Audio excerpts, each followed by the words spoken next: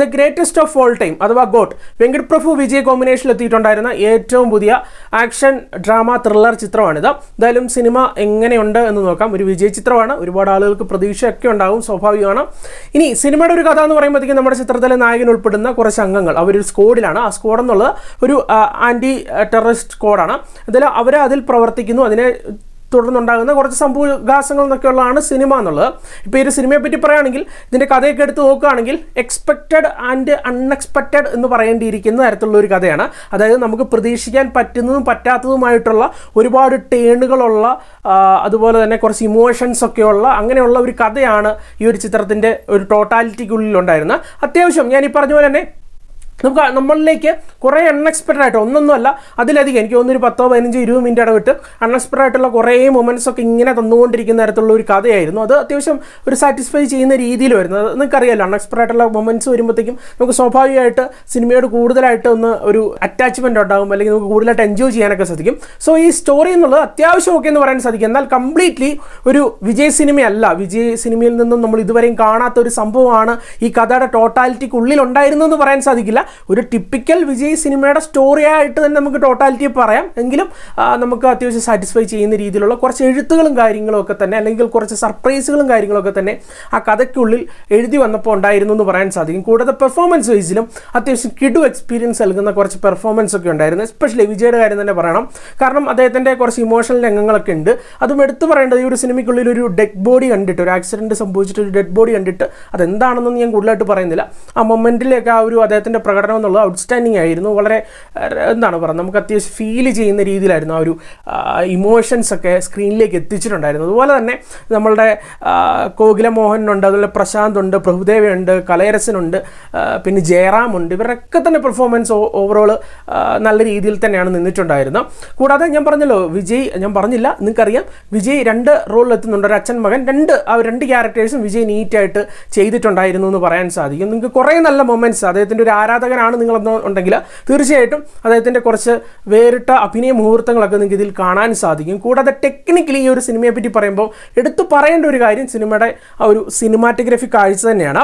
രാജു സുന്ദരമാണ് സിനിമയുടെ ആ ഒരു സിനിമാറ്റോഗ്രഫി കാഴ്ച കൈകാര്യം ചെയ്തിട്ടുണ്ടായിരുന്നത്. അത്യാവശ്യം ഡീസൻ്റ് ആയിട്ടുള്ള വർക്ക് തന്നെയാണ് അദ്ദേഹം കൊടുത്തിട്ടുണ്ടായിരുന്നത്. അതിലും എടുത്തു പറയേണ്ടത് ഇതിൻ്റെ അകത്ത് കുറച്ച് ചേസിങ് രംഗങ്ങളൊക്കെ ഉണ്ടായിരുന്നു. ആ ഒരു ടൈമിൽ ആ ഒരു സിനിമാറ്റോഗ്രഫി വർക്ക്, കുറേ ഏരിയൽ ഷോട്ട്സ് ഒക്കെ വെച്ചിട്ട് അല്ലെങ്കിൽ ഡ്രോൺ ഷോട്ട്സ് ഒക്കെ വെച്ചിട്ടുള്ള കുറച്ച് പരിപാടിയൊക്കെ ഉണ്ടായിരുന്നു. സ്റ്റണ്ണിങ് ആയിട്ടുള്ള ഫീലായിരുന്നു ആ ഒരു തിയേറ്റർ കാഴ്ചയിൽ നിന്നും അല്ലെങ്കിൽ സ്ക്രീനിൽ നിന്നും കിട്ടിയിട്ടുണ്ടായിരുന്നു എന്ന് പറയാൻ സാധിക്കും. കൂടാതെ യുവൻ്റെയാണ് മ്യൂസിക് വർക്ക്. ഗാനങ്ങളൊന്നും അത്രയും ഗുമ്മായിട്ട് തോന്നിയില്ല, എങ്കിൽ കൂടിയും ചിത്രത്തിൻ്റെ ബീജിയംസ് ഒക്കെ അവിടെ ഇവിടങ്ങളിലൊക്കെ വന്നതൊക്കെ തന്നെ അത്യാവശ്യം കുഴപ്പമില്ലാത്ത രീതിയിലാണ് നിന്നിട്ടുണ്ടായിരുന്നത്. കൂടാതെ സിനിമയുടെ തുടക്കത്തിൽ നായകനും നായകൻ്റെ ഫാമിലിയും കൂടി ഒരു ട്രിപ്പ് പോകുന്നതായിട്ട് കാണിക്കുന്നുണ്ട്. ആ ഒരു ടൈമിൽ ഏതോ ഒരു പഴയ തമിഴ് സോങ് എടുത്തിട്ട് ഒരു അത്യാവശ്യം കുറച്ച് ട്രാക്കൊക്കെ മാറ്റി കൊടുത്ത് ഒരു സംഭവം പിടിപ്പിക്കുന്നുണ്ട്. അത് നല്ല രസമുണ്ടായിരുന്നു കേട്ടോ. കാരണം ആ സിറ്റുവേഷൻസും ആ പാട്ടോടെ നല്ല മാച്ചായിരുന്നു, നല്ല രസമായിരുന്നു, എൻജോയ് ചെയ്യാൻ പറ്റുന്ന രീതിയിലായിരുന്നു. അതിലൊരു ബീറ്റുണ്ട്, ആ ബീറ്റ് നിങ്ങൾക്ക് തിയേറ്ററിലിരിക്കുമ്പോഴത്തേക്ക് എൻജോയ് ചെയ്യാൻ പറ്റുമെന്ന് തോന്നുന്നു. നല്ല രസമായിട്ട് തന്നെയാണ് നിന്നിട്ടുണ്ടായിരുന്നത്.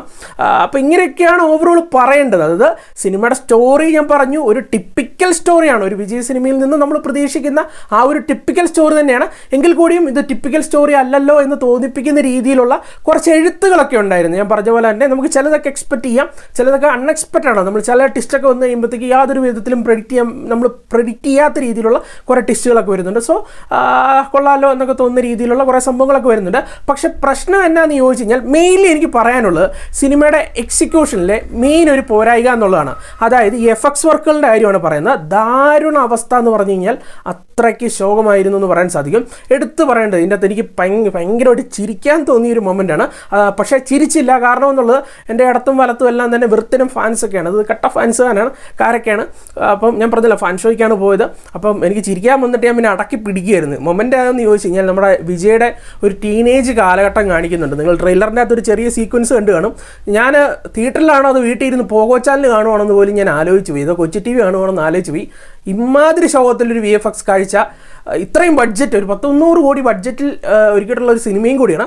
എന്തൊട്ട് വർക്കാണ് അത്, DAGing നടത്തിയേക്കുന്ന സംഭവം എന്നുള്ളത് അത്രയും കോമഡി പീസായിട്ടാണ് ഈ സിനിമയ്ക്കുള്ളിൽ ചെയ്തിട്ടുള്ളത്. കൂടാതെ ഇതിൻ്റെ അകത്ത് വിഷ്വൽ എഫക്ട്സിന് ഒരുപാട് പ്രാധാന്യമുണ്ട്. എസ്പെഷ്യലി തുടക്കത്തിലൊക്കെ ഒരു ട്രെയിൻ സീക്വൻസ് ഉണ്ട്, നമ്മുടെ മിഷൻ ഇമ്പോസിബിൾ സ്റ്റൈലൊക്കെ പിടിച്ചാന്ന് തോന്നുന്നു. ശരിക്കും പറഞ്ഞാൽ നല്ല കോമഡി ആയിട്ടുണ്ട്. കൂടാതെ ക്യാപ്റ്റനെയൊക്കെ കൊണ്ടുവന്നിട്ടുണ്ട്. അത് ഫസ്റ്റ് സീനിൽ തന്നെ അദ്ദേഹത്തെ കൊണ്ടുവരുന്നുണ്ട്.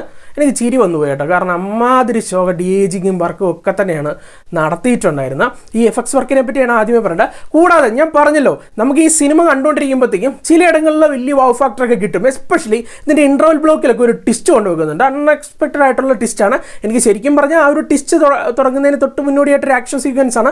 അവിടെ വെച്ച് തന്നെ കാര്യം മനസ്സിലായി. പിന്നീട് അത് എങ്ങനെയെന്നുള്ളൊരു ചോദ്യമുണ്ട്. പക്ഷേ അത് എങ്ങനെയെന്ന് പിന്നീട് കഥ പറഞ്ഞു പോയപ്പോഴും അതിനുള്ളിൽ വലിയ ഇമ്പാക്ട്ഫുൾ ആയിട്ടുള്ള സംഭവം ഉള്ളതായിട്ട് എനിക്ക് തോന്നിയില്ല. ഞാൻ കുറച്ചുകൂടി വ്യക്തമാക്കി പറഞ്ഞുതരാം. നമുക്ക് കുറച്ച് ട്വിസ്റ്റുകളൊക്കെ നമ്മുടെ ഫ്രണ്ടിലേക്ക് വരും. അപ്പോഴത്തേക്കും നമുക്ക് നല്ല എൻഗേജിംഗ് ആയിട്ടിരിക്കാൻ തോന്നും. പക്ഷേ വീണ്ടും സിനിമ പയ്യെ പഴയ ഒരു വിജയ് സിനിമ ട്രാക്കിലേക്ക് ഇങ്ങനെ പോകും. അല്ലെങ്കിൽ ഒരു പുതുമയാർന്ന എന്തെങ്കിലും ഒരു കാര്യം കൊണ്ട് വെച്ചിട്ട് സാധാ വിജയ് ട്രാക്കിലൂടെ സഞ്ചരിച്ച് പിന്നെ എന്തെങ്കിലും പുതുമയാർന്ന കാര്യം കൊണ്ട് വെക്കും. എന്നിട്ട് സാധാ വിജയ് സിനിമ എന്നുള്ള ട്രാക്കിൽ സഞ്ചരിച്ച് പോകുന്ന തരത്തിലുള്ള ഒരു സിനിമയാണ്. മൊത്തത്തിൽ നോക്കി കാണുമ്പോഴത്തേക്കും ഞാൻ വലിയ എക്സ്പെക്റ്റേഷൻ കൊടുക്കാതെ തന്നെയാണ് പോയത്. കാരണം വലിയ ഹൈപ്പോ കാര്യങ്ങളൊന്നും ഇല്ല, അതുകൊണ്ട് തന്നെ വലിയ എക്സ്പെക്റ്റേഷനും കൊടുത്തില്ല. സോ എനിക്ക് തരക്കേടില്ല, ഒരു ആവറേജ് ടൈപ്പ് ഒരു സിനിമ കണ്ടു എന്നുള്ളൊരു ഫീൽ തന്നു. തീർത്തും നിരാശയൊന്നും സമ്മാനിച്ചില്ല. കുറേ ഇടങ്ങളിലൊക്കെ എൻജോയ് ചെയ്തു. എന്തായാലും നിങ്ങളൊന്ന് ട്രൈ ചെയ്ത് നോക്കുക. വലിയ മോശമല്ലാത്ത എന്നാൽ വലിയ അതിമാരകമെന്നൊന്നും ഞാൻ പറയുന്നൊന്നുമില്ല.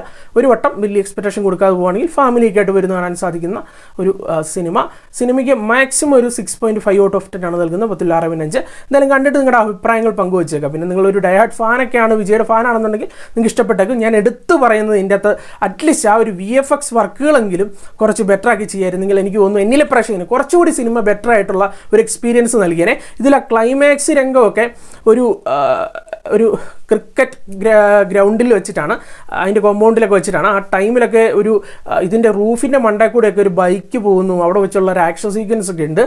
പെറ്റ തള്ള പൊറുക്കിയല്ല എന്നുള്ളതാണ് വസ്തുത. കാരണം ഇങ്ങനെയുള്ള പരിപാടിയൊക്കെ അത് ഇത്രയും സ്റ്റാർ വാല്യൂ ഉള്ള ഒരു ആക്ടറെ വെച്ചിട്ട് ഇത്രയും മുതൽ മുടക്കിലൊരു സിനിമ ഇരിക്കുമ്പോഴത്തേക്ക് അറ്റ്ലീസ്റ്റ് ഈ കാര്യങ്ങളൊക്കെ എങ്കിലും അത്യാവശ്യം ഒന്ന് ശ്രദ്ധിക്കാമെന്നുള്ളതാണ് വെങ്കിട്ട് പ്രഭുവിനോട് എനിക്ക് പറയാനുള്ളത്. എന്തായാലും നിങ്ങളൊന്ന് കണ്ടു നോക്കുക. ഓക്കെ, വലിയ എക്സ്പെക്റ്റേഷൻ കൊടുക്കണ്ട കേട്ടോ, അത്യാവശ്യം കുഴപ്പമില്ല എന്നൊരു സിനിമ. അപ്പോൾ നമുക്ക് മറ്റൊരു സിനിമയുടെ വിശേഷമായിട്ടാണ്. ടാറ്റ.